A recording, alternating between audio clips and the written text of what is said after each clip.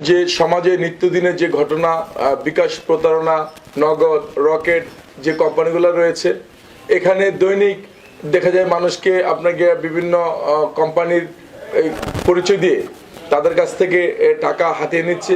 এরকম একটি প্রতারক চক্র আমরা গতকাল আমাদের অফিসার ইনচার্জ মহোদয়ের নেতৃত্বে আমরা থানা অফিসার ফোর্স নিয়ে অভিযান পরিচালনা করে আটক করতে সক্ষম হয়েছি। আমরা তার কাছ থেকে যে বাস্তবিক কিভাবে প্রতারণা করে এই গল্পটা আমরা আজকে শুনবো। তো এই আজকে তোমার নাম কি? মোহাম্মদ খোকন মুন্সি। আসলে তুমি কিভাবে এই বিকাশ প্রতারণায় চলে আসলা এবং কিভাবে তুমি এই বিকাশ প্রতারণা করো, এটা কেন? স্যার, আমি কিছুদিন আগে 2-3 বছর আগে এক প্রতারণার কাছে বাইরে যাওয়ার জন্য 5 লাখ টাকা 8 লাখ টাকা দিয়েছি।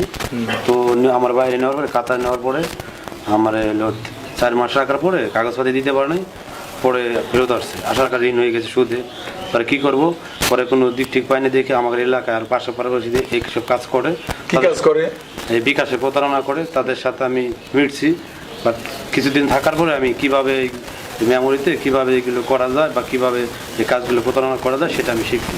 আচ্ছা, এটা কিভাবে তোমরা এই যে বিকাশ যে তোমরা করো, প্রতারণা শিখছো, এটা এই তোমরা এই নাম্বারগুলো যে বিভিন্ন লোকের কাছে ফোন দাও, এই নাম্বারগুলো তোমরা কিভাবে সংগ্রহ করো? আর বিষয়টা হলো ওই অ্যাপসের ভিতরে নগদ আলাদা, বিকাশ আলাদা, আর হলো আপনার ওই রকেট আলাদা, বুঝছেন? 3টা অ্যাপস। আর আমরা যেটা বিকাশটা করি, বিকাশের অ্যাপস আছে, ওইটার ভিতরে যখন একটা অ্যাকাউন্টে সেন্ড মানি করবে যায়, তখন যে কোনো নাম্বার দিলে সেন্ড মানি, তখন যদি বিকাশ না থাকে তাহলে তো টাকাটা ঢুকবে না।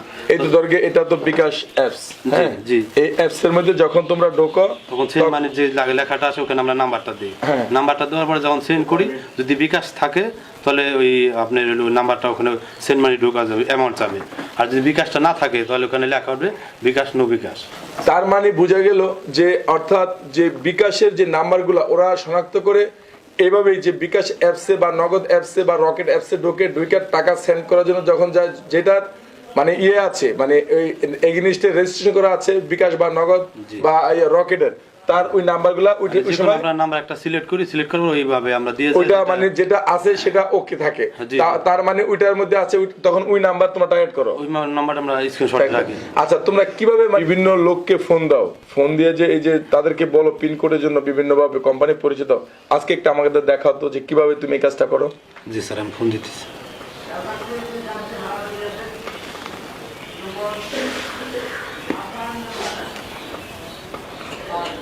এটার নাম